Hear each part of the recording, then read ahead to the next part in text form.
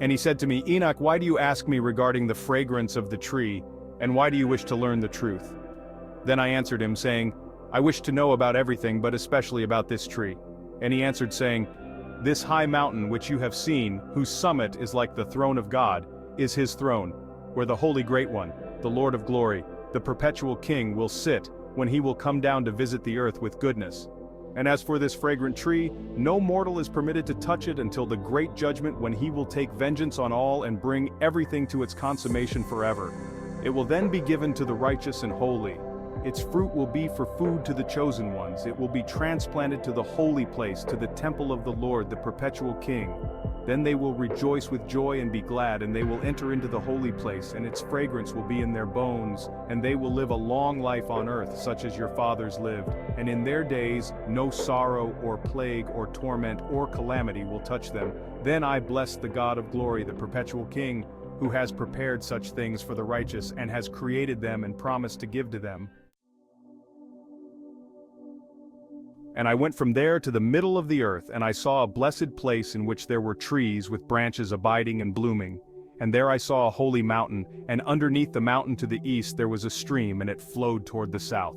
And I saw another mountain higher than this toward the east, and between them a deep and narrow ravine. In it also ran a stream underneath the mountain.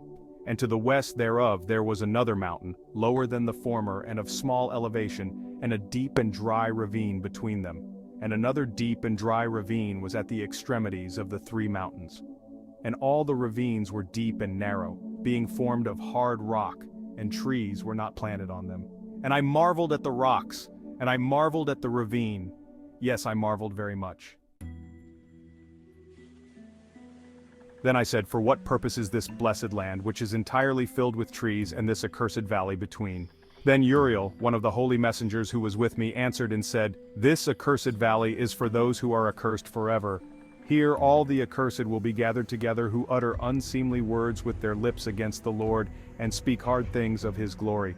Here they will be gathered together, and here will be the spectacle of righteous judgment over the former. They will bless him for the mercy in accordance with which he has assigned them their lot."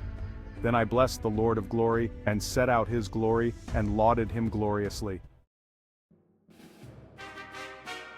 And then I went toward the east, into the midst of the mountain range of the desert, and I saw a wilderness, and it was solitary, full of trees and plants, and water gushed out from above, rushing like a copious watercourse which flowed toward the northwest. It caused clouds and dew to ascend on every side. And then I went to another place in the desert, and approached to the east of this mountain range. And there I saw aromatic trees exhaling the fragrance of frankincense and myrrh, and the trees were also similar to the almond tree. And beyond these I went far to the east, and I saw another place, a valley full of water. And therein there was a tree, the color of fragrant trees, such as the mastic. And on the sides of those valleys I saw fragrant cinnamon.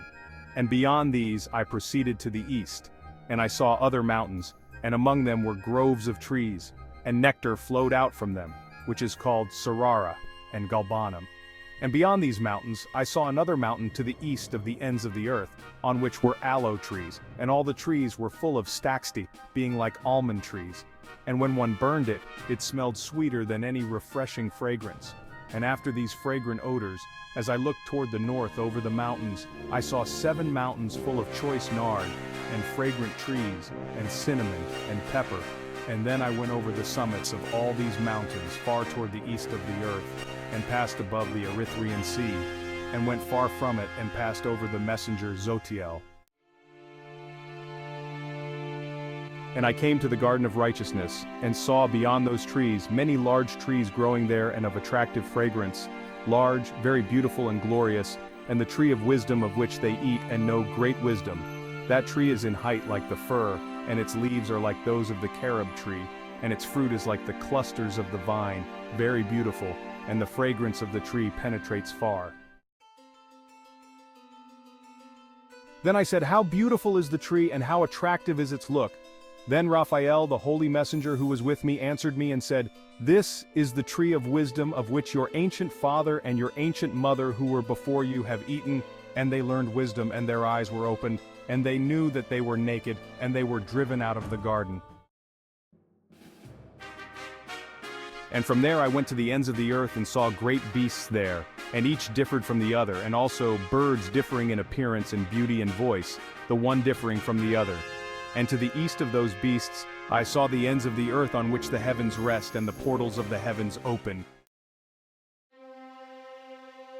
And I saw how the stars of the heavens come out, and I counted the portals out of which they proceeded, and wrote down all their outlets of each individual star by itself, according to their number and their names, their courses and their positions, and their times and their months, as Uriel, the holy messenger who was with me, showed me. He showed all things to me, and wrote them down for me. He also wrote their names and their laws and their companies for me.